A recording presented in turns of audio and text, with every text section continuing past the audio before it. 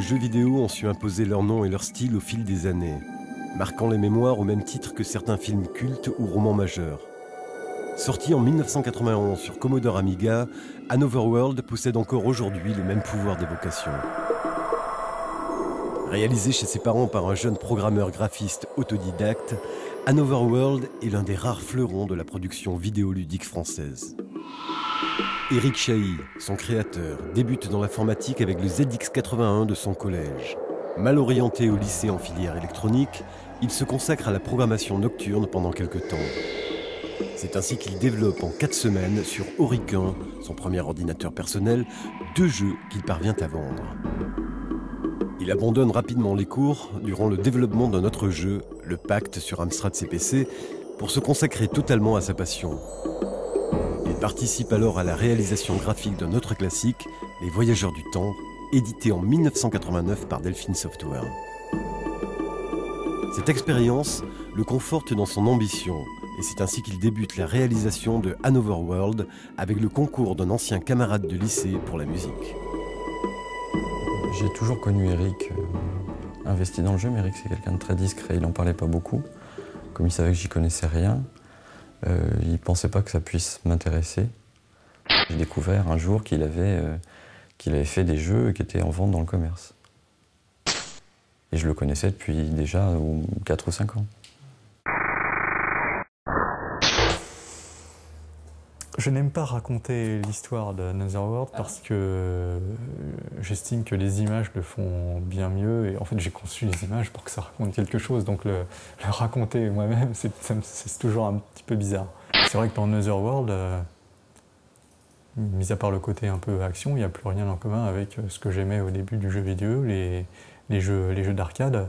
C'est-à-dire c'est une vraie cassure d'ailleurs, puisque tous les jeux de l'époque, la plupart des jeux de l'époque affichaient des scores. Ça relevait de la performance numérique, puisqu'il fallait faire du chiffre. Et là, j'ai cassé tout ça. C'est-à-dire, je me suis dit, non, mais ce qui m'intéresse, c'est pas d'avoir un score. Moi, je veux travailler sur ce qu'on ressent.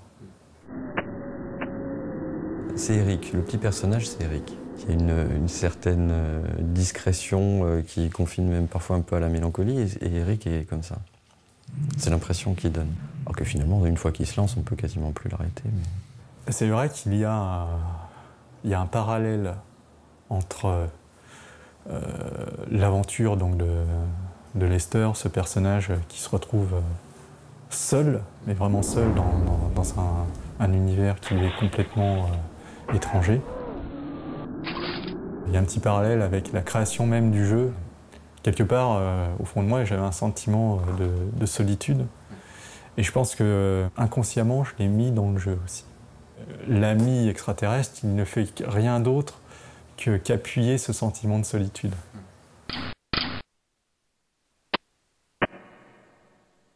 Je savais qu'il était sur un jeu, donc Éric est très discret. Il nous a montré quelques fonds d'écran, il nous a montré le personnage dessiné, il a dû nous montrer l'introduction une fois qu'elle a été réalisée. Et puis c'est lui qui m'a demandé... bah écoute, j'ai de la place pour mettre un peu de musique, est-ce que tu as des idées? Donc oui, des idées, j'en avais plein. En même temps, le niveau était quand même plus haut. Il avait créé un truc très très onirique, ce qui n'était pas le cas dans ses jeux précédents. C'est comme une première œuvre, un petit peu, où on met tout ce qu'on a, où on a emmagasiné de la création, un pouvoir créatif pendant des années sans pouvoir l'exprimer, et tout à coup on donne tout ce qu'on a, comme un premier film, comme peut-être un premier roman. Je voulais quelque chose qui serve le jeu et qui soit au moins à la hauteur, c'était pas évident à faire. En fait, j'ai une manière de travailler qui consiste à partir du flou et pour préciser petit à petit les choses. Comme par exemple, je t'avais donné un point de repère par rapport à la musique de Retour vers le futur. Je me souviens de te l'avoir fait écouter et il y avait un côté, une rythmique à base de caisse claire que j'aimais beaucoup parce que ça amenait un côté militaire et surtout un côté inéluctable, quelque chose qui avance mais qui recule pas. On avait tenté quelque chose pour la fin, pour la musique de fin. Ça n'avait jamais été fait, c'était d'avoir un solo de guitare pour la fin du jeu. Et donc Jean-François avait échantillonné des notes, mais le problème c'est que ça sonnait faux. Donc on s'est rabattu sur une dimension plus synthétique qui va très bien d'ailleurs. C'est toi qui as eu l'idée. C'était ce que tu voulais. Hein. On a fait des bruitages de bruiteurs sans connaître aucune technique. Par exemple, tous les bruits d'écrasement, les bruits d'os, hein, quand un personnage se fait tirer dessus et que le squelette explose. Je me souviens qu'on avait ramé pour ce bruitage, on a tout essayé, des noix, on a essayé... on voulait faire des bruitages un peu violents comme on voit dans les films d'horreur. Donc on a essayé d'écraser des tomates, on a essayé avec des éponges. J'avais une imprimante matricielle, les imprimantes qui font un bruit pas possible. Et j'ai utilisé ce son de crépitement pour les bruits d'éclairs dans l'ascenseur de la prison. Donc ce côté bidouille me plaisait beaucoup. On avait aussi enregistré des voix pour le langage extraterrestre, notamment le fameux Matsuba dans la prison. Matsuba. Chez moi, j'avais posé le magnéto et j'avais déblatéré tout et n'importe quoi, mais en y mettant de l'intention.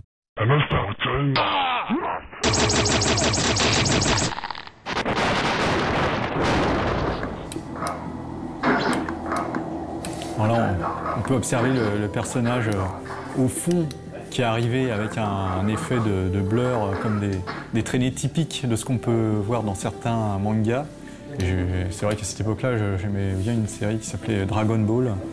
Et je pense que ça a eu une petite incidence. C'est comment, avec très peu de choses, suggérer beaucoup de choses.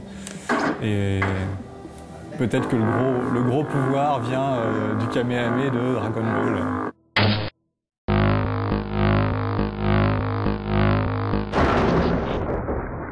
C'était assez secret quand même. Hein.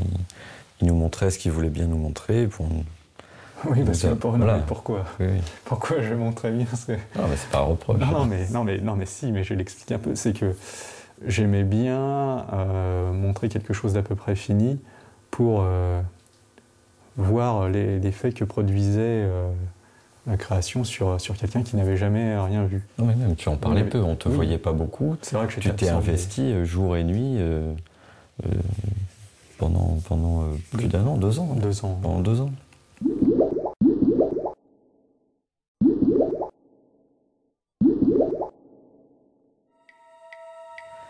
L'histoire est supportée par les graphismes, par les décors, par le choix de couleurs restreintes, peu de couleurs flashy. Il y a une ambiance, et c'est cette ambiance globale qui raconte l'histoire en fait.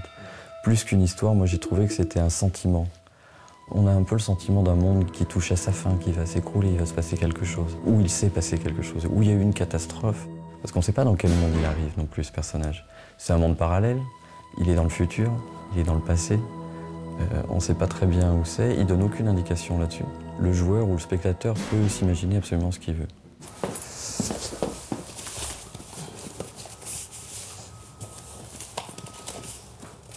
Alors voici quelques esquisses. L'idée c'était vraiment d'aller à l'essentiel. Tout ça c'est assez dépouillé et le jeu est graphiquement dépouillé. Ça permet de travailler l'imaginaire du joueur. En fait, le jeu, pour moi, le jeu, il n'existe pas sur l'écran, mais il existe dans l'esprit du joueur.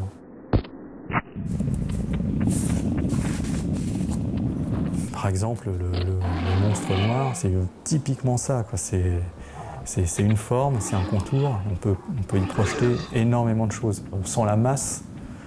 On sent une masse forte, on sent les muscles dans le mouvement du fauve, mais on n'a pas de détails. Et on peut tout y projeter. Et ça j'aime bien. Latent, il y avait toujours cette envie de créer des illustrations, et puis j'avais aussi peut-être un fantasme de pouvoir illustrer la boîte d'un de mes jeux. Concevoir la jaquette d'un jeu. Cette obsession est née de 2 stimuli. Sa passion pour l'illustration fantastique et sa frustration d'avoir eu l'idée de la jaquette des Voyageurs du Temps sans pouvoir la réaliser. Il s'est ainsi rattrapé avec Another World, dont il imagine l'illustration. Il procède à de nombreux essais couleurs afin de retranscrire au mieux l'ambiance de son jeu, entre rêve et cauchemar. Je le dis souvent, mais c'est quand j'ai vu Dragon Slayer, j'ai joué à Dragon Slayer, je le connaissais en arcade. Et j'avais pas idée qu'on pourrait un jour l'adapter sur Amiga compte tenu des contraintes technologiques et des limitations mémoire. Je me suis dit, c'est dingue, ils ont réussi à coder des animations sur disquette. Bon, il y avait combien? 6 ou 8 disquettes. Et je me suis dit, mais avec tous ces apps-là, ça pourrait être stocké autrement qu'en bitmap, c'est-à-dire point par point. On pourrait stocker uniquement les contours. On pourrait stocker énormément de phases d'animation en très peu de place mémoire.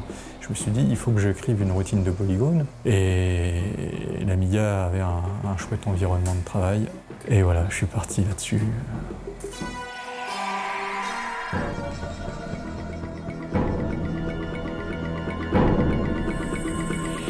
Il n'y avait rien qui existait sur le marché, donc je me suis programmé véritablement mon éditeur. Donc, il est écrit en basique, en GFA basique, pour des raisons de simplicité et de rapidité de programmation. Alors ça permettait d'éditer, de tracer des polygones, de calquer des animations que j'avais rotoscopées, de gérer la logique du jeu et de pouvoir jouer immédiatement au jeu après chaque modification, que ce soit dans les scripts ou dans l'image. Donc il y avait un système d'aller-retour immédiat qui m'a permis de gagner beaucoup de temps. Pour certains jeux qui étaient entièrement programmés, par exemple en assembleur, il fallait recompiler à chaque fois le code pour pouvoir tester le jeu.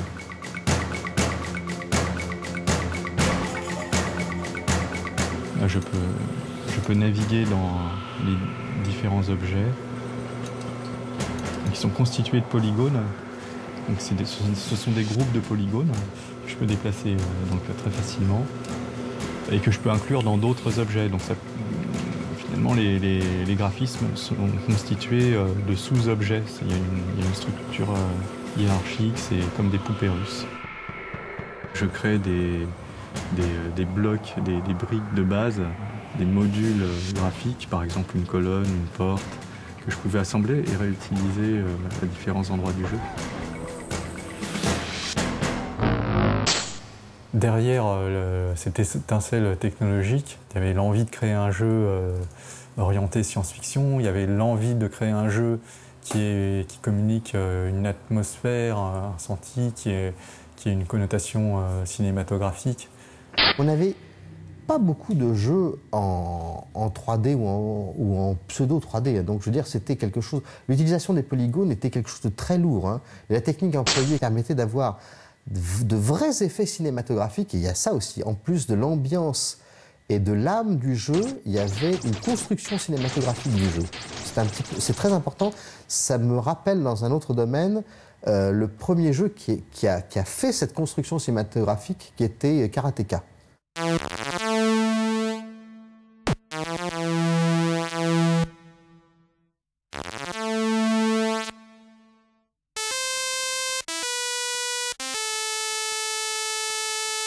Sur Karateka, Jordan Mechner avait déjà utilisé du rotoscoping, mais je ne savais pas que c'était du rotoscoping. En fait, le rotoscoping, je le connaissais par...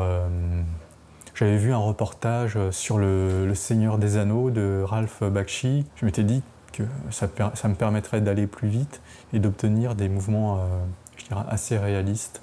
Et finalement, je ne me suis pas tant servi que ça du rotoscoping dans le jeu. Je m'en suis servi principalement pour l'animation du héros, des animations de base, c'est-à-dire la course, la marche, dans l'introduction. Alors ici, c'est les objets quelques objets qui ont servi au rotoscoping. Ça, c'est le modèle réduit de la voiture que j'ai filmé pour l'introduction. Donc ça, c'est la canette qui a servi au décapsulage. Et ça, c'est l'objet le plus marrant, puisque c'est le pistolet du jeu, le pistolet laser. Plutôt que de chercher un modèle réduit, je me suis dit, bon, bah, de toute façon, ce qui compte, c'est la forme.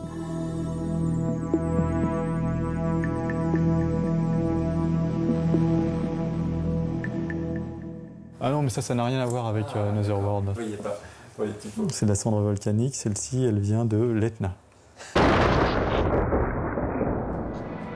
J'ai rencontré Eric lorsqu'il est venu présenter à Tilt son jeu vidéo qui était son œuvre à lui, qui était Another World. On avait rendez-vous, il est venu vers midi à peu près. Et j'étais là, on l'a installé sur l'ordinateur qui était disponible, sur l'Amiga qui était disponible, et on a commencé à voir le jeu. Il y avait une grappe qui s'était formée autour de l'ordinateur avec Eric qui était un petit peu perdu dans la masse devant l'ordinateur en train de montrer le jeu. Et nous qui étions vraiment, vraiment étonnés de la qualité, surtout de l'ambiance extraordinaire du jeu et une âme. On n'a pas arrêté de charrier Eric sur plein de trucs, parce que c'était notre boulot de le charrier, mais on savait que c'était un très grand jeu. On l'a rassuré après pour lui dire que c'était un très grand jeu. Tu veux... Attends, je vais pas me balader avec le Tiltador, c'est toi qui as le Tiltador, pas moi.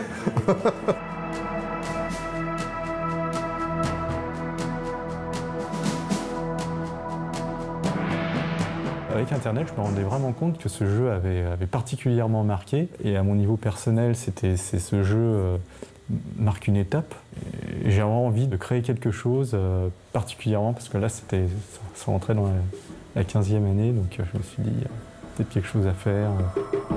Pour ses 15 ans, Another World s'offre un lifting avec des graphismes et une jouabilité retouchée. Il bénéficie également de points de sauvegarde plus nombreux et surtout d'un nouveau niveau, absent de la version Amiga mais présent sur les adaptations PC et consoles sorties à l'époque. Sans oublier la réintégration à la fin du jeu de la mention d'un Another Earth qui participe encore à l'aura de mystère de cet immense classique.